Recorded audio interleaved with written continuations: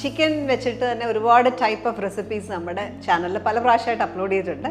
ഇന്നും നല്ലൊരു വ്യത്യസ്തമായിട്ടുള്ള ഒരു പ്രിപ്പറേഷനാണ് ചിക്കൻ വെച്ചിട്ട്. ഞാൻ മഹിമാസ് ഐവൻ. Welcome to Mahima's cooking class. ഇപ്പോൾ ഫസ്റ്റ് സ്റ്റെപ്പ് നമുക്ക് ചിക്കൻ ഒന്ന് മാരിനേറ്റ് ചെയ്യാനായിട്ടുണ്ട്. പിന്നെ ഇവിടെ എടുത്ത് വെച്ചേക്കുന്നത് 600 ഗ്രാം ചിക്കനാണ്. ചിക്കൻ വിത്ത് ബോണാണ്. നമ്മൾ കുക്ക് ചെയ്യാൻ വെക്കുന്ന പാത്രത്തിൽ തന്നെ മാരിനേറ്റ് ചെയ്യാനായിട്ട് വെക്കാം. 600 ഗ്രാം ചിക്കൻ.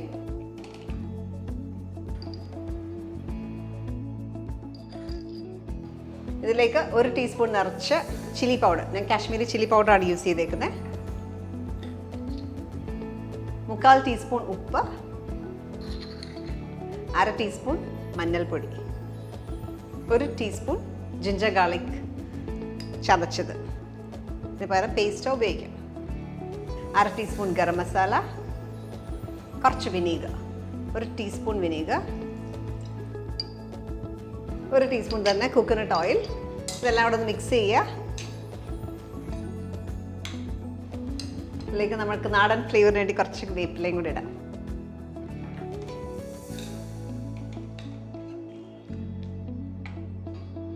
ഇതിനെ അടച്ച് വെച്ച് ഒരു അരമണിക്കൂർ അടച്ച് മാറ്റി വെക്കാം. മാരിനേഷൻ പിടിക്കാനായിട്ട് മാറ്റി വെക്കാം. അരമണിക്കൂർ ചിക്കൻ മാരിനേറ്റ് ചെയ്ത് ഇരിക്കുകയായിരുന്നു. ഇനി നമുക്കിത് കുക്ക് ചെയ്തെടുക്കാം. ഞാൻ എക്സ്ട്രാ വെള്ളം ഒഴിക്കുന്നില്ല. ആ ചിക്കനിൽ നിന്നുള്ള വെള്ളത്തിൽ തന്നെ നമുക്ക് കുക്ക് ചെയ്തെടുക്കാം.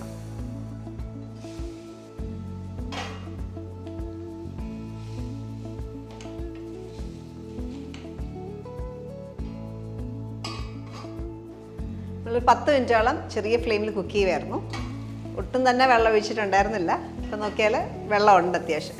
ഹൈ ഫ്ലെയിമിൽ ആ വെള്ളം പറ്റുന്ന വരെ കുക്ക് ചെയ്യുക. ഇത് ഫുൾ ഡ്രൈ ആവണം.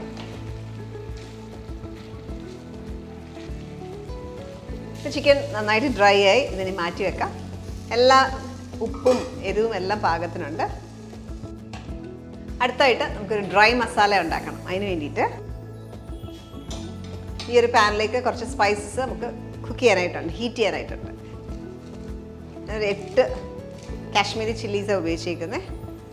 അധികം എരിവ് ഇഷ്ടമില്ലാത്തവർക്ക് ഇതൊരു 5 എണ്ണം എടുത്താലും മതി. മുളകിട്ട് ഒരു മിനിറ്റോളം ഒന്ന് ചൂടാക്കിയ ശേഷം ബാക്കിയുള്ള സ്പൈസസ് എല്ലാം കൂടി ഇടാം. മല്ലി ഹോളായിട്ട് 1 ടേബിൾ സ്പൂൺ, പെരുംജീരകം 1/4 ടീസ്പൂൺ, ജീരകം 1/8 ടീസ്പൂൺ. പിന്നെ നമുക്ക് വേണ്ടത് ചെറിയൊരു കഷ്ണം സിനമൺ, 1 ഗ്രാമ്പു, ഒരു 3-4 ഉലുവ. ഇതെല്ലാം ഒന്ന് പൊട്ടി തുടങ്ങുന്ന സമയമാകുമ്പോൾ ഓഫ് ചെയ്യുക.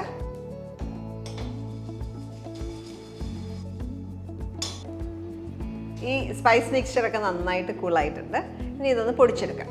പൊടിക്കുമ്പോൾ ഈ ഒരു ഡിഷിൻ്റെ പ്രത്യേകത എന്ന് പറഞ്ഞാൽ ഈ സ്പൈസസ് എല്ലാം കൂടെ കോട്ടഡ് ആയിട്ടാണ് ഇരിക്കുക ചിക്കനിൽ. ഒരുപാട് ഫൈൻ പൗഡറായിട്ട് പൊടിക്കില്ല. ചെറിയ തരിയുള്ള പോലെ പൊടിച്ചെടുക്കുക.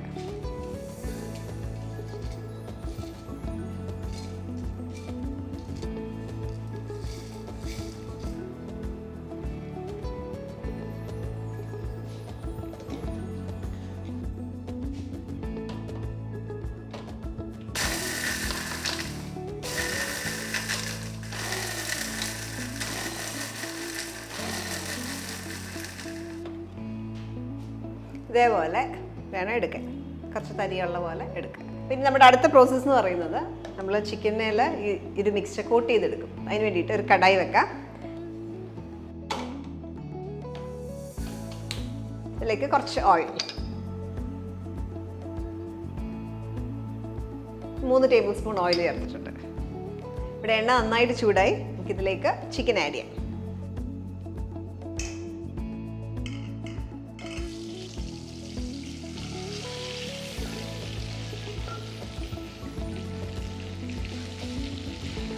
ഹൈ ഫ്ലെയിമിലിട്ടൊന്ന് ഫ്രൈ ചെയ്യാം.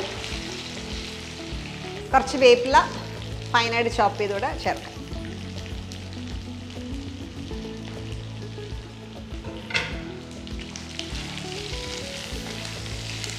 ഒരു ഹൈ ഫ്ലെയിമിൽ ഒരു 2 മിനിറ്റ് ഹൈ ഫ്ലെയിമിലിട്ട് ഒന്ന് ഫ്രൈ ചെയ്തെടുക്കുക.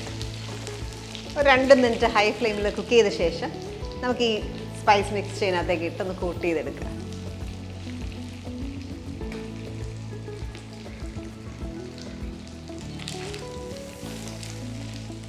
ചിക്കനെല്ലാം സ്പൈസസ് എല്ലാം കൂടെ നല്ലതായിട്ട് കോട്ടഡായിട്ട് വരും.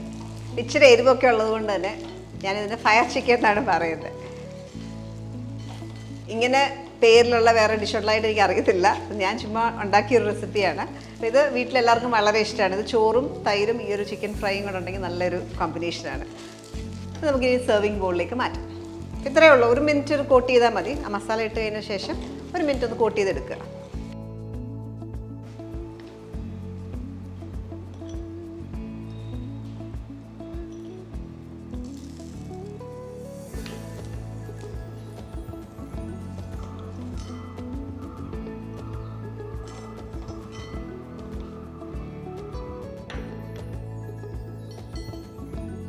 ഫയർ ചിക്കൻ പേര് പോലെ തന്നെ എരിവുള്ള ചിക്കനാണ്, എന്നാലും നല്ല ടേസ്റ്റി ആയിട്ടുള്ളൊരു പ്രിപ്പറേഷനാണ്. അപ്പോൾ ഇത് നിങ്ങൾക്ക് സ്റ്റാർട്ടറായിട്ട് വേണേൽ സെർവ് ചെയ്യാം. കുറച്ച് സവാള അരിഞ്ഞിട്ട് കഴിഞ്ഞാൽ നമുക്ക് സ്റ്റാർട്ടറായിട്ട് കഴിക്കാൻ നല്ലതാണ്. അല്ലെങ്കിൽ ചോറിൻ്റെ കൂടെ നല്ല കോമ്പിനേഷനാണ്. ചോറും തൈരും ഈ ഒരു ചിക്കനും ഉണ്ടെങ്കിൽ നല്ല എക്സലൻറ്റ് കോമ്പിനേഷനാണ്. ഈ ഒരു റെസിപ്പി നിങ്ങളെല്ലാവരും ട്രൈ ഔട്ട് ചെയ്ത് നോക്കുക. വ്യത്യസ്തമായിട്ടുള്ളൊരു ടേസ്റ്റാണ്. നല്ല റെസിപ്പിയിൽ നമുക്ക് വീണ്ടും കാണാം. Stay tuned.